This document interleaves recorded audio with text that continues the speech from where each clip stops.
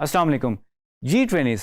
आज जो हम टॉपिक डिस्कस करने वाले हैं वो है importance of concept development, brainstorming and research. Well, इसमें हम देखेंगे, जैसे कि आप देख रहे हैं इस डायग्राम में, हम स्क्रैच से अपना कॉन्सेप्ट डेवलपमेंट कैसे स्टार्ट करते हैं। वेल, स्क्रैच से मेरा मतलब है कि point zero, ground zero. Well, जब आप स्टार्ट करते हैं तो ये 5 इंपॉर्टेंट स्टेप्स होते हैं। First is empathise, second is define, third is ideate, fourth is prototyping and fifth is testing. Well, first point is empathise. Empathise होता क्या है?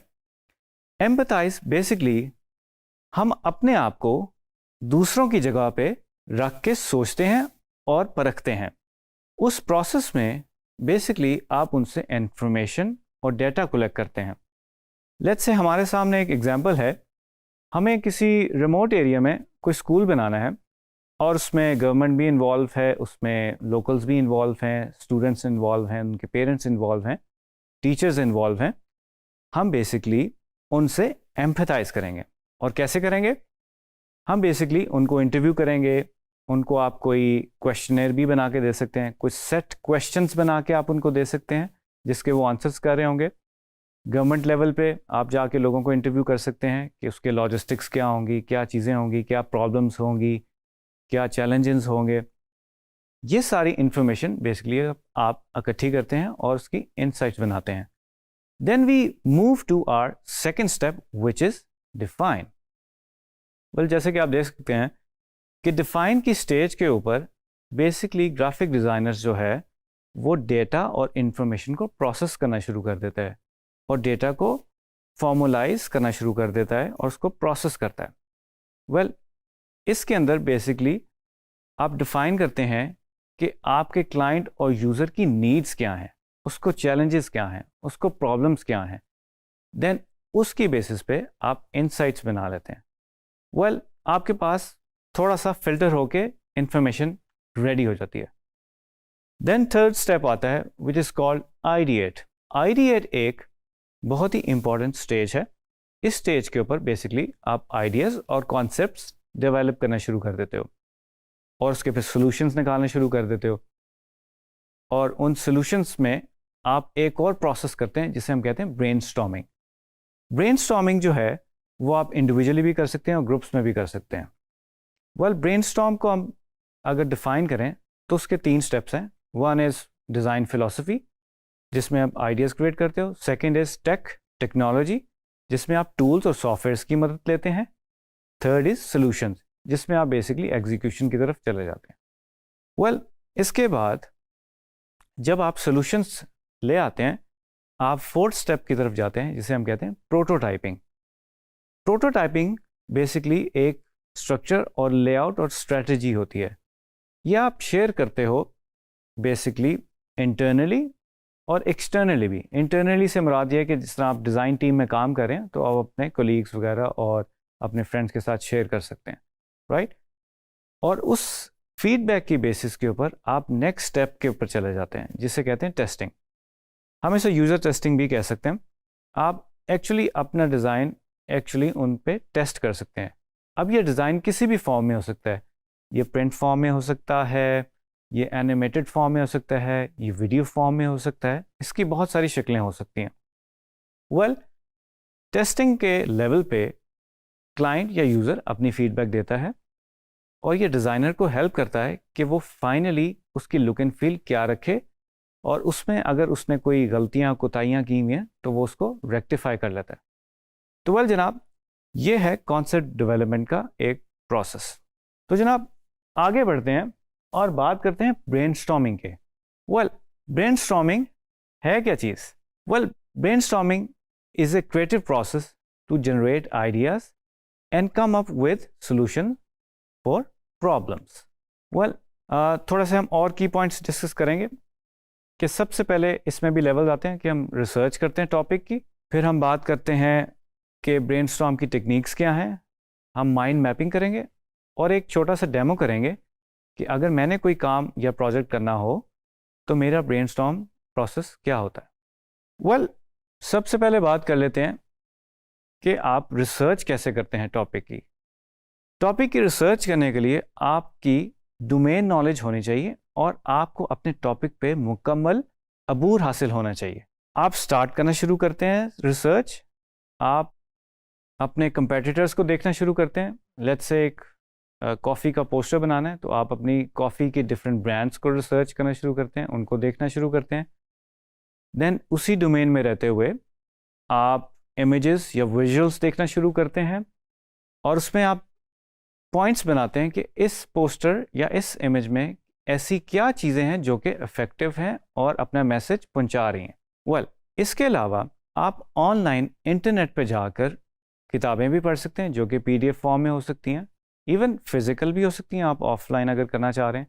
इसके अलावा आर्टिकल्स भी होते हैं जो आप ऑनलाइन जाके देख सकते हैं और बेसिकली आप सर्विस भी कंडक्ट कर सकते हैं। इस लेवल पे आप एक सेट ऑफ क्वेश्चंस बनाते हैं और उसी डोमेन में रहते हुए जो आप क्वेश्चंस बनाते हैं और आप सेट ऑफ क्वेश्चंस भी बना सकते हैं और आप ऑनलाइन प्लेटफॉर्म्स यूज़ कर सकते हैं जैसे कि गूगल सर्विस हैं और इसी तरह के और भी बहुत सारी सर्विसेज हैं। इस एक्सरसाइजेस से क्या होता है कि आप जितनी भी इंफॉर्मेशन लेते हैं आप अपनी एज ए डिज़ाइनर और एज ए ग्राफिक डिज़ाइन अपनी डायरेक्शन सेट कर सकते हैं। तो इसीलिए रिसर्च इज़ वेरी इंपॉर्टेंट। तो जनाब आगे बढ़ते हैं। थोड़ा सा कुछ प्रैक्टिसेस हैं ब्रेनस्टॉर्मिंग के जिसमें हम चार सेक्शंस हैं। Basically first is wordstorm. आप बेसिकली अपनी डोमेन में रहते हुए कुछ वर्ड्स से रिलेटेड कीवर्ड्स निकालते हैं और उस ब्रांड या उस प्रोडक्ट की एट्रीब्यूट्स के बारे में राइट डाउन कर लेते हैं और कुछ वर्ड्स में लिखना शुरू करते हैं। इससे फ़ायदा ये होता है, आपको हेल्प ये मिलती है कि इस ब्रांड की स्पेसिफिकेशंस क्या हैं, इसके फीचर्स क्या हैं और इसके एट्रीब्यूट्स क्या हैं। इसके बाद हम जाते हैं विजुअल एसोसिएशन पे। इससे मेरी मुराद ये है कि आप कोई इमेजेस पिक करते हैं और उससे आइडियाज़ जनरेट करते हैं और उसी सेम डोमेन में रहते हुए आप कोई विजुअल पिक करते हैं या आप किसी और डोमेन में रहते हुए उससे अच्छी चीज़ें भी निकाल सकते हैं।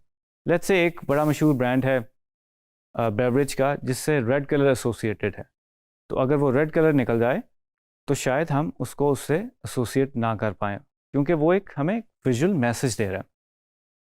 ब्रेनस्टॉर्मिंग जैसे मैंने पहले बताया आप ग्रुप्स में भी कर सकते हैं। लेट्स से आप किसी कंपनी में काम कर रहे हैं, किसी एजेंसी में काम कर रहे हैं या आप स्टूडेंट हैं तो आप ग्रुप में बैठ कर ब्रेनस्टॉर्मिंग कर सकते हैं। फोर्थ इज आप अकेले बैठ के भी कर सकते हैं अपनी वर्क स्टेशन पे। अगर आप फ्रीलांस वगैरह कर रहे हैं तो आप अपने कमरे में बैठे हुए हैं या अपने स्टूडियो में बैठे हुए हैं तो आप वहाँ पे भी ब्रेनस्टॉर्मिंग कर सकते हैं। जनाब आगे बढ़ते हैं।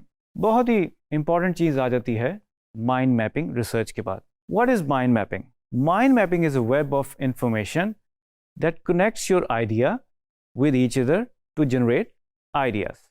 कोई भी असाइनमेंट और काम करने से पहले या आप डिज़ाइन अटैम्प्ट करने लगे हैं, आप अपने आइडियाज़ पेपर के ऊपर लेके आते हो और उसे ड्रॉ करना शुरू कर देते हो। जैसे कि आप इस इमेज में भी देख सकते हैं कि सेंटर के अंदर आपकी जो है मेन चीज़ है और उससे कुछ लाइंस निकल रही हैं और आप डिफरेंट चीज़ें उसके बारे में लिख रहे हैं जिससे आप आइडियाज़ जनरेट कर रहे हैं। Trainees, what is my brainstorm process?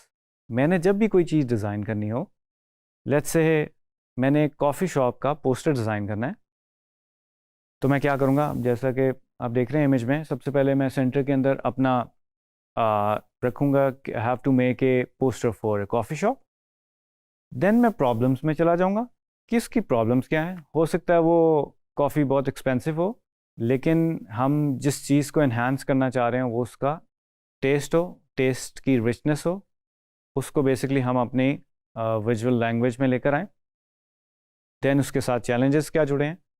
उसके बाद जी आ जाता है टारगेट ऑडियंस कि वो जो कॉफ़ी है मैंने सेल किसको करनी है, वो टीन्स हैं या एडल्ट्स हैं। जेंडर बेस्ड अगर हम करें वो मेल हैं फीमेल हैं, तो लेट्स से हम टीन्स और एडल्ट्स को करें और जेंडर भी दोनों ही हैं, मेल और फीमेल। एंड देन हम कंटिन्यू करते हैं फिर ग्राफिक स्टाइल्स में। ग्राफिक स्टाइल से मेरी मुराद ये है कि उसका कलर क्या होगा, उसकी स्टाइलिंग कैसी होगी, उसका टेक्सचर कैसा होगा, हम फॉन्ट्स कौन से चूज़ करेंगे, जिस डोमेन में रहते हुए आप काम कर रहे हैं क्या वो फॉन्ट्स उसके साथ जा रहे हैं कि नहीं जा रहे। फॉन्ट सिलेक्शन की मैं बात कर रहा हूँ कि हम कैसे फॉन्ट सेलेक्ट करते हैं, वो थोड़ी सी उस पर रिसर्च करते हैं। देन आप आगे बढ़ जाते हैं आइडिएशन और कॉन्सेप्ट पे, आप आइडियाज़ निकालने शुरू कर देते हैं।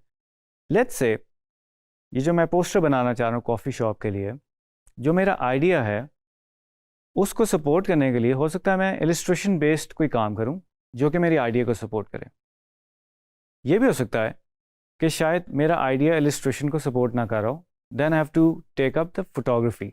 हो सकता है इस केस में फोटोग्राफी रीडू करने पड़े, क्योंकि हो सकता है आपको लगे कि आपकी जो प्रोडक्ट है वो सही तरीके से नज़र नहीं आ रही, तो देन शायद आप फोटोग्राफी दोबारा करें, या गिवन आपके पास फोटोग्राफी पहले से ही है और किसी फोटोग्राफी ने आपको फोटोग्राफी एड की है तो आप उसी को बेस बनाते हुए आगे चलेंगे।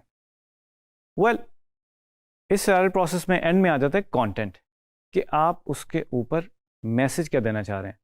अब वो मैसेज डायरेक्ट भी हो सकता है, इनडायरेक्ट भी हो सकता है, उसकी लैंग्वेज क्या होगी, वो आप सारा सेट करते हैं और CTA आ जाता है। CTA को हम कहते हैं कॉल टू एक्शन, जिसमें आप बताते हैं कि कॉफ़ी शॉप का वेन्यू क्या है, टाइमिंग्स क्या है, वेबसाइट क्या है। You also add social handles like Facebook, Instagram, Twitter, जो भी आपका है, एंड देन आपका ये ब्रेनस्टॉर्म का प्रोसेस कंप्लीट हो जाता है। तो ट्रेनीज, उम्मीद करता हूँ कि इस वीडियो से आपने काफ़ी कुछ सीखा होगा और आप जान गए होंगे कि कॉन्सेप्ट डेवलपमेंट, ब्रेनस्टॉर्मिंग और रिसर्च की क्या इंपॉर्टेंस होती है।